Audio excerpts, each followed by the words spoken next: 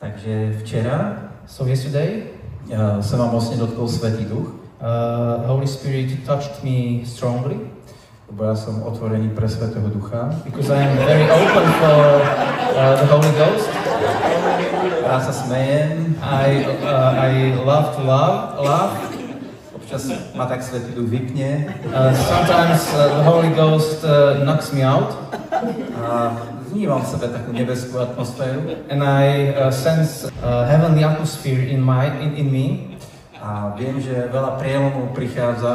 And I know that lots of breakthroughs are coming. Keď sa človek naplní Svätým Duchom. When one is filled with Holy Ghost. A tak ako Mojžiš dostal zjavenie o svätostánku, ako bude vyzerať. And just like Moses got revelation about the tabernacle, how it should look like.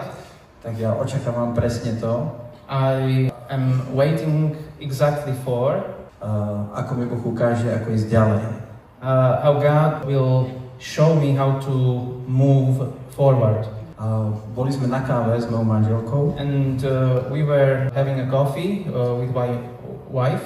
Ešte predtým, než Debbie začala kázať tu. Before Debbie started to preach. A povedal som, že my sa musíme posunúť vyššie. And I told her that we have to move higher.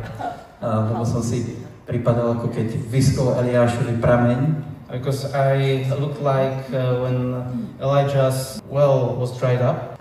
Tak možno takéto veci sa dejú práve teraz aj nám. So probably some of these things happen also to us. Ale je to výzva k tomu, but this is a challenge for aby sme sa postavili ako Eliáš, to stand up like Elijah and šli ďalej na vyšší level. And move forward to another level. A tieto kázne and these preachings sú presne o tom, čo my potrebujeme, Debbie. Are exactly what we need right now. A som veľmi vďačná, pretože naozaj služba, čo robí Boh cez službu Debbie, už sa ma dotkla. Your service really touched me. Už vlastne tento rok na začiatku v marci v Bratislave. Even in March in Bratislava. Kde som zažila tú rieku. Where I experienced the river. V ktorej je všetko. Where everything is. A vedela som, že nemôžem z tej rieky odísť. And I knew that I couldn't leave that river. A držať ten prúd stále, chodiť v ňom. I need to hold the stream and walk in it. Halleluja. A ďakujem Bohu za tento prúd, ktorý tu je. And thank God for this stream which is right here. Boh so mnou robí veľké premeny. God does lots of changes with me. Dokonca aj včera. Even yesterday. Keď som padla na zem, when I fell on the floor, tak som počula otázku. I heard a question. Dala si mi naozaj všetko? Did you really give me everything?